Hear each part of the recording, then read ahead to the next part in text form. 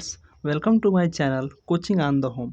दोस्तों, जैसा कि आप जानते हैं कि हिंदी साहित्य के इतिहास के अंतर्गत हम आदिकाल पे चर्चाएं कर चुके हैं और आज हम इस वीडियो के माध्यम से हिंदी साहित्य के अंतर्गत भक्ति काल पर चर्चा करेंगे।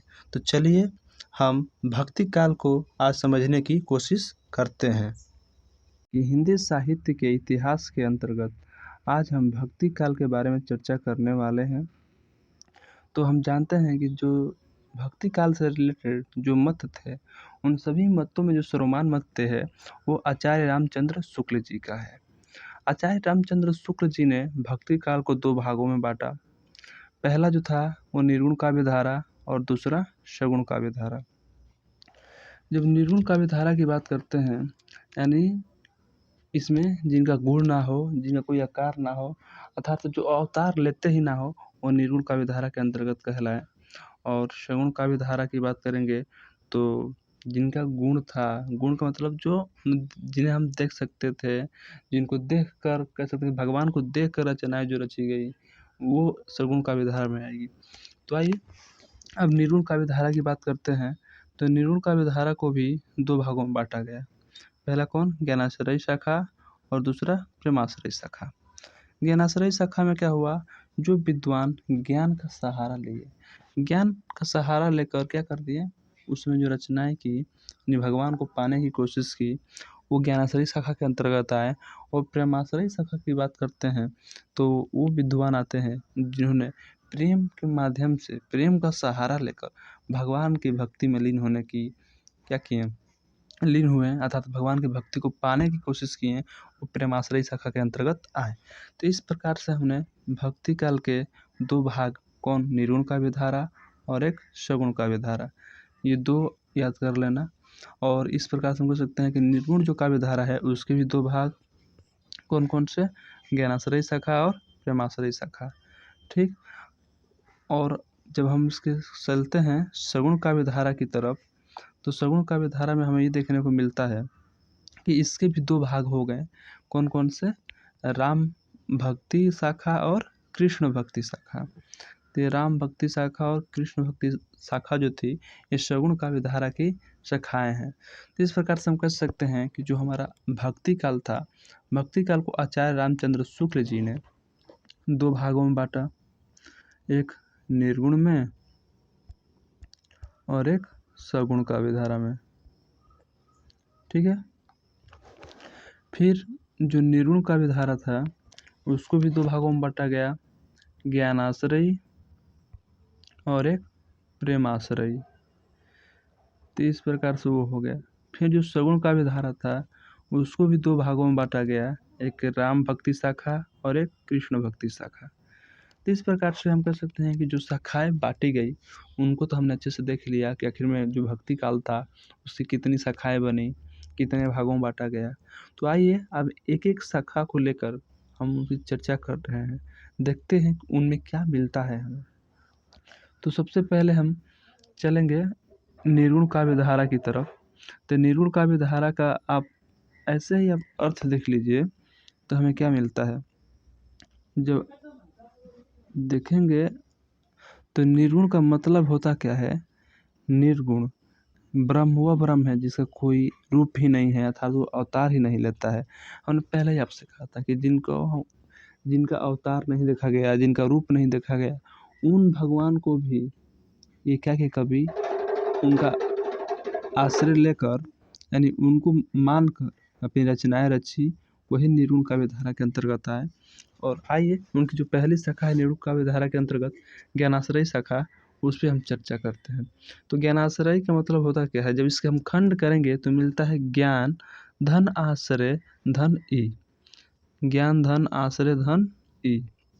तो आप देख लीजिए, तो ज्ञान का मतलब तो होता ही है ज्ञान, आश्रय का मतलब होता है सहारा लेना, और ई का मतलब ही लेना। ठीक है। यानी वह भक्त कवि जिन्होंने ज्ञान का सहारा लेकर ईश्वर को प्राप्त किया या करने का प्रयास किया, उन्हें ज्ञानाश्रय शाखा के कवि अथवा संत कवि कहा जाता है।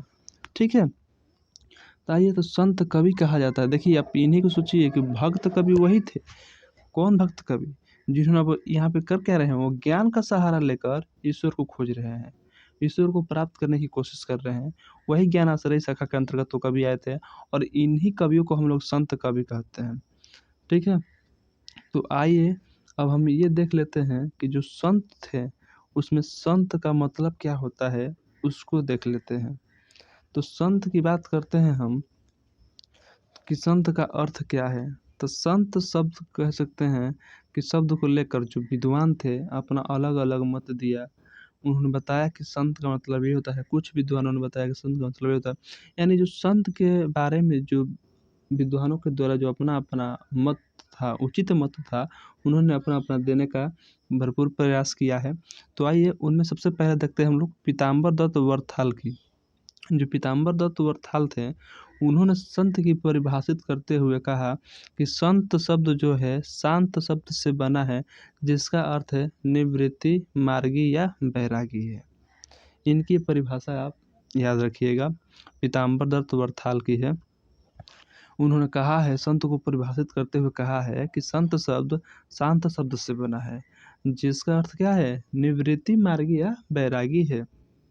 ठीक, फिर जब हम दूसरे कवि की तरफ चलेंगे तो दूसरे पे आए परशुराम चतुर्वेदी जी। इन्होंने संत को परिभाषित करते हुए क्या कहा कि संत शब्द की उत्पत्ति सत्य शब्द से हुई है। देखिए, सत्य शब्द से हुई है, इन्होंने ये परिभाषित किया। और फिर जब आचार्य विनय मोहन शर्मा को देखते हैं हम, तो उन्होंने कहा कि आत्मा उन्नति सहित परमात्मा के मिलन भाव को शब्द मानकर लोक मंगल की कामना करने वाले ही क्या हैं, संत हैं। अर्थात हम कह सकते हैं कि जो आचार्य विनय मोहन शर्मा जी का जो परिभाषा है, वो संतों के बारे में सबसे उचित परिभाषा लगती है, क्योंकि इन्होंने कहा कि आत्मा उन्नति सहित, यानी आत्मा की उन्नति सहित परमात्मा का मिलन भाव को शब्द मानकर लोक मंगल, यानी संसार के मंगलमय की जो कामना करने वाले रहेंगे, वही संत कहलाते हैं और वही संत हो सकते हैं। ठीक है, तो आइए इस प्रकार से हमने संत के अर्थ को समझा, संत की। तो आइए जो संत मत का जो आधार है, आखिर में संत की जो हम कह सकते हैं कहाँ से क्या लिया गया है संतों के बारे में, आइए इसको अच्छे से देख लेते हैं। तो पहले जब हम देखेंगे तो संतों ने अपने जो सिद्धांत बनाए, उनमें हम कह सकते हैं क्या क्या लिखा है, क्या क्या लिया, कहाँ से लिया, वो सब देखते हैं। तो सबसे पहले हम देखते हैं उपनिषद की। तो उपनिषद की जब बात करते हैं तो संतों के दर्शन का जो मुख्य आधार था वो उपनिषद है, और संतों ने ब्रह्म, जीव, जगत, माया संबंधी विचार उपनिषदों से ही लिए हैं। यानी हम कह सकते हैं कि जो संत थे उनका मुख्य आधार कौन था, उपनिषद था। वहीं से उन्होंने ब्रह्मा, जीव, जगत, माया संबंधित जो विचार थे उन वहीं से लिए गए, कहाँ से, उपनिषद से। ठीक है, अब आइए देखते हैं शंकराचार्य का प्रभाव क्या पड़ा संतों पे। तो शंकराचार्य की जब बात करते हैं तो शंकराचार्य का जो प्रभाव पड़ा था संतों पे, कहा जाता है कि आत्मा परमात्मा की अद्वैत जो संतों ने शंकराचार्य जी से लिया है, अद्वैतवाद जो था उसको क्या किया, शंकराचार्य जी से ही लिया संतों ने। ठीक है, तीसरा क्या है, नाथ पंथ का प्रभाव। ये शून्यवाद, गुरु की प्रतिष्ठा तथा योग मार्ग संतों ने नाथ कवियों से लिया है। आप इन लाइनों को अच्छे से पढ़ लीजिएगा, स्क्रीनशॉट ले लीजिएगा और आप अपने नोट्स में अच्छे से लिख लीजिएगा, क्योंकि ये लाइनें पूछ ली जाएंगी एग्जाम में। ठीक है, और इस्लाम से क्या लिया, संतों ने एक ईश्वरवाद का सिद्धांत इस्लाम से लिया है। यानी इस्लाम में जो कहा जाता है कि ईश्वर क्या है, एक ही है, उसका जो सिद्धांत है उन्होंने संतों ने कहाँ से लिया है, इस्लाम से। और सूफी साहित्य का जो प्रभाव क्या पड़ा था, तो संतों की दाम्पत्य संबंधी अवधारणाएं सूफियों से ली गई है। ठीक है, दाम्पत्य अवधारणाएं मतलब आप समझते हैं ना कि दुल्हन गाँव मंगलाचार, हम घर आए हो राजा राम। तो चलिए आइए हम अब आगे की तरफ चलते हैं कि जो प्रमुख संत कवि थे इसमें कौन कौन थे, उनके बारे में भी तो चर्चा करनी है हमें। तो आइए देखते हैं मुख्य कवि जो कौन थे संतों में, उनके बारे में जब हम देखेंगे तो हमें मिलेगा कौन, भाई कबीरदास। और कबीरदास की जब बात करते हैं तो जन्म जो कबीर चरित्र बुद्ध के अनुसार इनको पाया गया है, उसमें दिया था कि 5455 साल गए चंद्रावर एक ठाठ ठाए, जेठ सुदी बरसात को पूर्ववासी प्रकट हुए। यानी कहने का मतलब कि 1455 में जेठ पूर्णिमा पूर्णवासी के दिन ही क्या हुआ था, इनका जन्म हुआ था। तो इस प्रकार से जो जन्म कबीर की जो जन्म मिलता है वो चरित्र बुद्ध के अनुसार ये समय दिखाया जाता है। और अनंत दास की जो कबीर परिचय के अनुसार कबीर दास जी को 120 वर्ष का पवित्र जीवन प्राप्त हुआ था। ये मिलता है अनंत दास की कबीर परिचय जो उन्होंने लिखा है, उसमें इन्होंने बताया है कि जो कबीर दास जी हैं उनको 120 वर्ष का पवित्र जीवन प्राप्त हुआ था और इनकी जन्म उनके अनुसार 1398 ईस्वी और मृत्यु 1518 ईस्वी में हो गई थी। और इस प्रकार से कह सकते हैं कि जो बीच का समय है 120 वर्ष का जो पवित्र जीवन मिला उन्होंने उसको बहुत अच्छे से निभाया, अच्छे से संसार को दिखाया। तो आइए इनका जन्म स्थान देख लेते हैं। तो काशी के लहरतारा नामक स्थान पे इनका जन्म हुआ था और इनकी माता और पिता कौन थे, तो नीरू और नीमा। ये क्वेश्चन पूछता है बाबू, आप ध्यान दीजिएगा। नीरू और नीमा, नीरू और नीमा इनके कौन थे, माता पिता थे।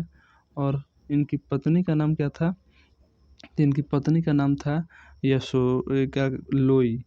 इनकी पत्नी का नाम क्या था, लोई। तो आप ये अच्छे से रखिएगा।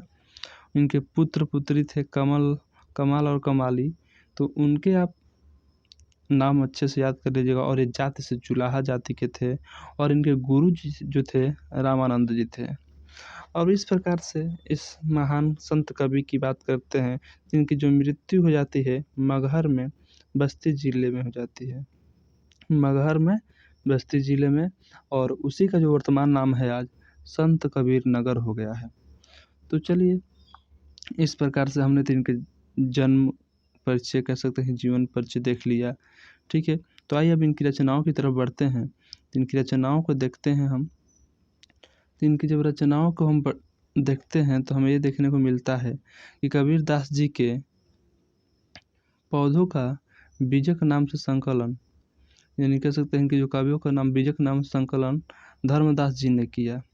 और धर्मदास जी ने कह सकते हैं कि इनका संकलन किया और बीजक के 3 भाग हो गए। 3 भाग हो गए, कौन कौन, साखी, शबद, रमैनी। साखी, शबद, रमैनी, इस प्रकार से 3 भाग हो गए।